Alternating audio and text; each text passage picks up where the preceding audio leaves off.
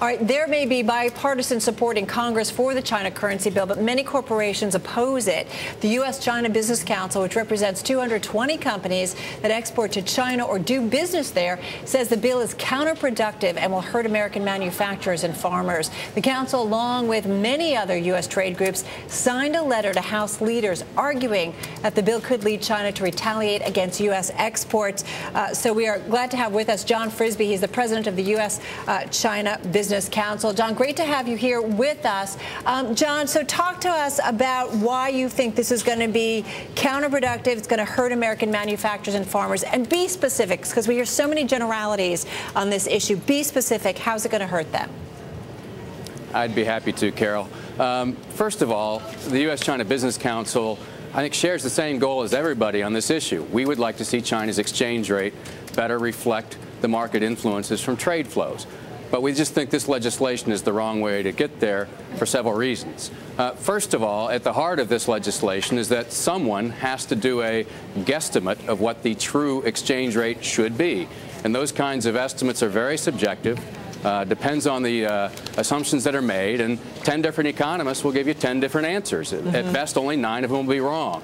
So it's a very speculative approach to determining what the true value of the exchange rate should be. But even once that's done, it's impractical to see how it can then be implemented, because at this point anyway, the exchange rate is changing daily, and certainly the factors that go into that estimate, such as relative inflation rates or interest rates and so on, are changing all the time. Yet this is calling for some fixed countervailing duty tariff that is unmatched with that reality about all the changing conditions. So those are 2 very specific reasons why we oppose the legislation. But there are others beyond that.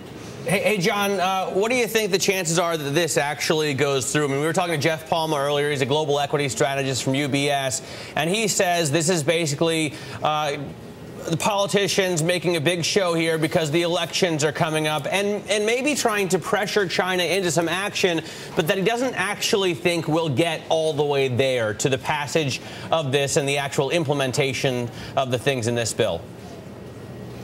Well, if the legislation is not going to move forward through the Senate or have a chance of becoming law this year, then that, to me, undermines its credible threat message that it might send. So I think we have to assume and treat it as if it might go through, particularly with the Senate, some in the Senate saying they want to take it up. But another reason why we think the legislation is the wrong approach is that we don't think it will address the perceived problems out there that the proponents are saying it will, and that is the U.S. trade deficit and U.S. jobs. Much of what we import from China are things that we imported before from Japan and Korea and Malaysia and Thailand and so on, not things that we made here in the U.S. So if we were to impose these tariffs, or if China's exchange rate was to rise to a point that we wouldn't buy something from China, odds are we'll buy it from some other economy, and it will still be an import. You know, on so many different levels, you know, Matt and I have been talking throughout the day that this doesn't make sense. Steve Kroll, who's often a guest here, you know, he messaged in earlier and he says, you know, why would we try to basically tick off China as they hold a lot of our paper and it's the growth engine to the world? It doesn't make sense. So is it just politics and let's just get through it and this will be put to the back burner? Well, I think frustrations are high in Congress, clearly, and we do have trade issues with China that need to be addressed. I mean, for our organization, U.S.-China Business Council, we're concerned about China's poor record of intellectual property rights enforcement.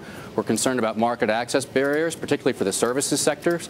There's China's innovation and government procurement policies, which I'm sure you've covered as a major issue for companies that are trying to sell more to China. These are some very real problems that do need to be addressed. My concern is that even in just having this bill pass the House of Representatives, it's going to discolor the ability for the U.S. government to make progress on these other issues, particularly at a time when we are now preparing for our annual trade talks with China that are likely to be held in mid-December. It's hard to imagine that this legislation is going to make those talks go better. It might make them go worse. All right. Thanks very much, John, for joining us. An interesting thing that we'll continue to monitor here, and obviously the debate there on the floor, so we'll continue to monitor that and see how far they actually go. John Frisbie there from the U.S.-China Council.